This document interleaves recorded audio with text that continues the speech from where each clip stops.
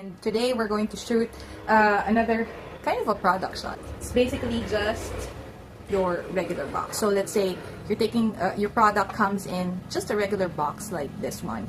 Okay, so it's not very problematic because it's not that reflective. We're going to do two setups, but both setups will use a lot of natural light. So what are we going to use in this shoot? So of course, for the first setup, a tracing paper.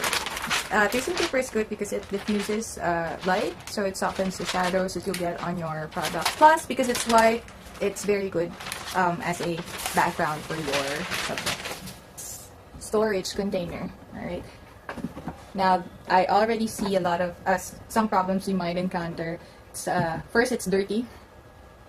Okay, but I like this one because it's you'll get diffuse lighting here inside. You can see you have this part is very white already. So as a background, that's also good. Okay.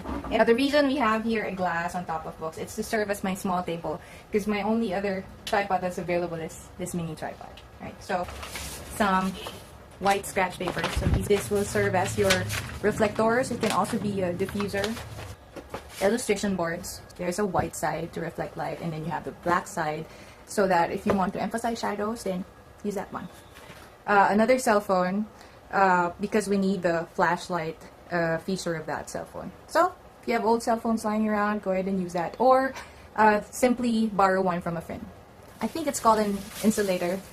So, it's very reflective. It has a silver side and then a white white side. We'll put this under the glass so that it can still reflect some light from underneath. 5 peso coins to serve as our stand for our product. And then of course we have our tripod again. My tripod is really old. This was passed on to me by my dad. So there's a lot of adjustments that you can do with this tripod. Of course, we're going to use our smartphone, shoot in automatic mode so that almost anybody can do it. Alright, so let's start.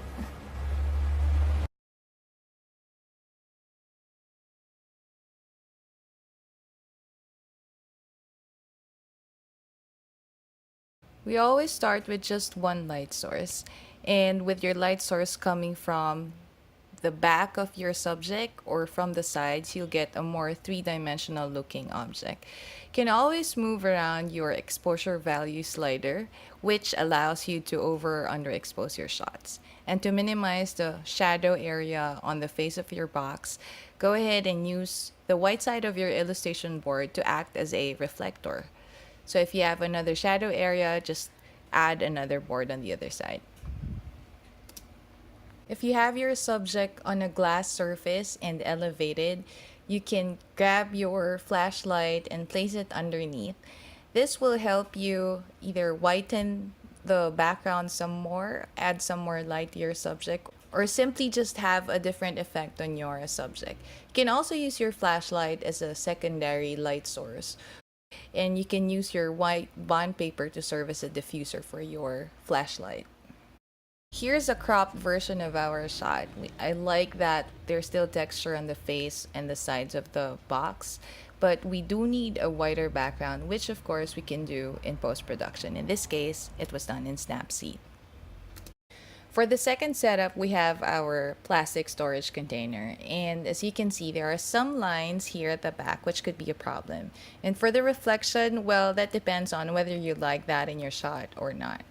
We use coins to kind of elevate our product to make it look like it's floating. With the reflection there, it looks like your product is floating in the photo. Basically, for this second setup, we're following the principles that we've done in our first setup here. Go ahead and use your white illustration board or your white bond paper to serve as your reflector. The key is to play around with your light source or your light modifiers.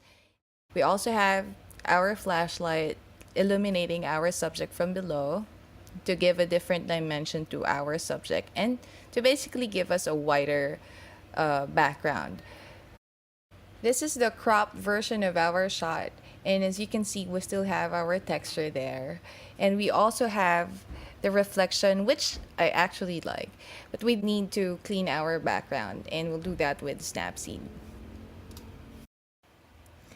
That's it for now, and I hope you enjoyed this video. Go ahead and share it to your friends who you think could also benefit from this short tutorial.